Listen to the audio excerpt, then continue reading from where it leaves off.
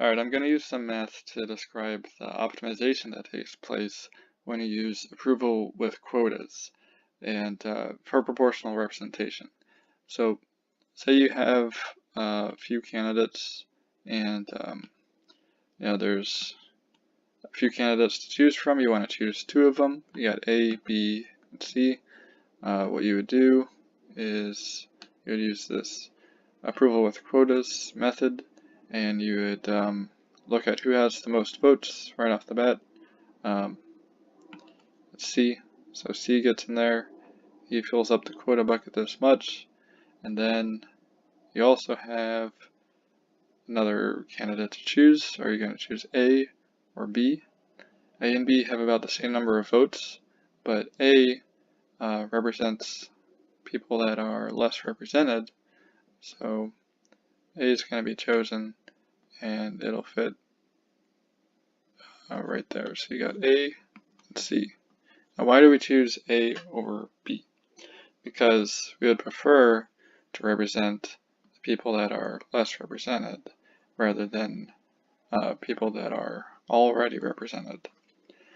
And you can quantify this by just saying that, okay, if this is the amount of representation that people already, this distance basically represents the distance between what is possible, like if you had, well, just two representatives for everybody, and just that would be the ideal, but you don't have an ideal situation ever, so you're going to have a little bit of underrepresentation of somebody. So you want to minimize that underrepresentation, and to do that, you say, okay, if these people are, three times more underrepresented, then I'm going to consider them 3 times as much as the people that are already represented. So these people get 3 times the consideration. If you include one of those people, it's like 3 of these guys' votes, because they already are filled up with 2/3 of their representation. So they only need 1/3 more to be, in an ideal situation. So that's the minimization that happens.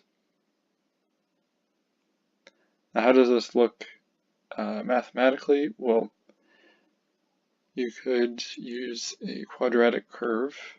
A quadratic curve has a slope that changes linearly.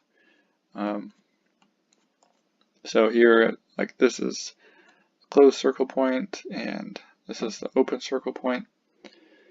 So you start off being able to reduce the underrepresentation by a lot. So let's call this U. U is this distance here. So if U is all the way down there, then it's the highest slope you can get.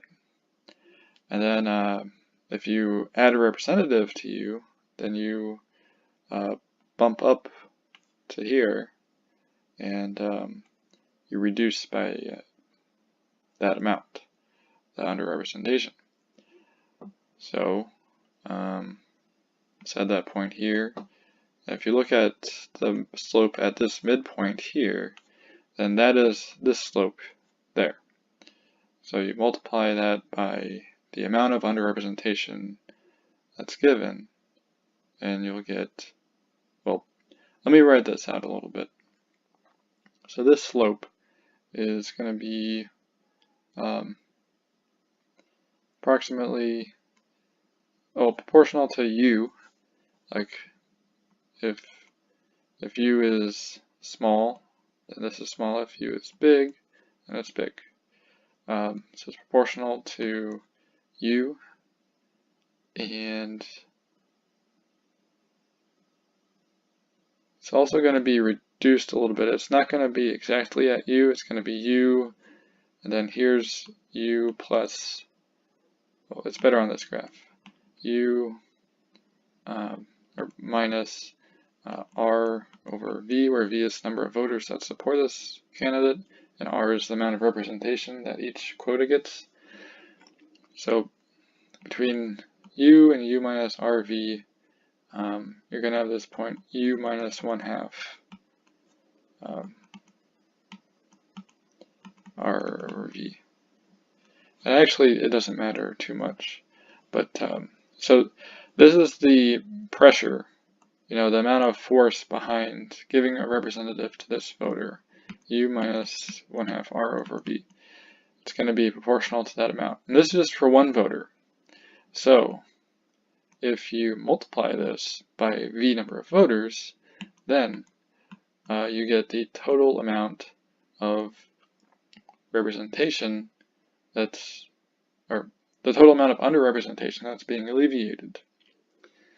If you multiply this out, it's U times V minus 1/2 R.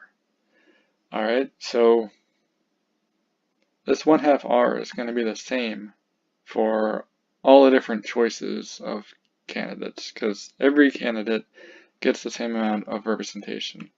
So you can just eliminate that right off the bat, and this is what you need to optimize for. That's what we do optimize for, actually.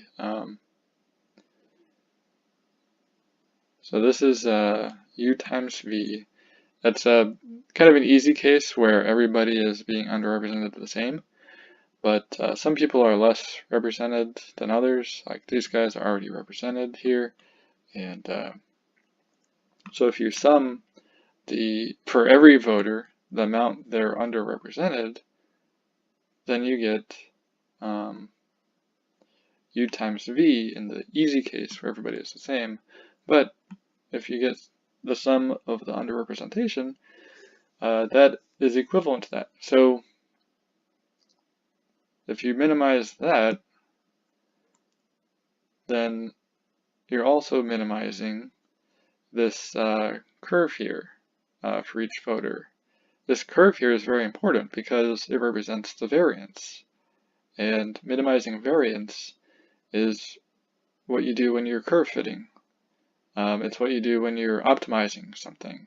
You minimize the least squared error, LSE. So this method, very simple method of just summing up the amount of underrepresentation of each voter to decide which candidate to elect, that is actually a least squares optimization, which is mathematically, something that everybody does. Everybody does least squares optimization. So it's very good that it's just so easy to do, and that's why I like this approval with quotas method. It's very, you would expect to have this answer, so it's very intuitive. Also, it's just representative. It's another reason I like it. It tries to give representation to everybody. So I'm just giving you I just gave you the mathematical underpinnings of this very simple optimization that seems pretty obvious. It's actually rooted in some very robust concepts that many people use in science. So it's a pretty good method. Just giving my 2 cents for why I would like this approval with quotas method. So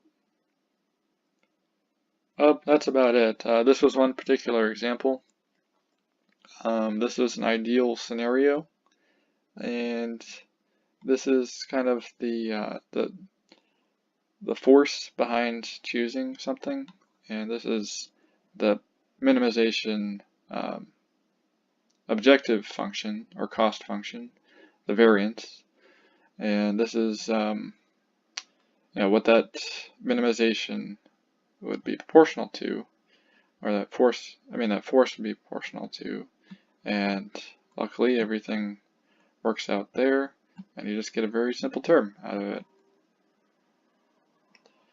So that's pretty much just a mathematical derivation of approval with quotas.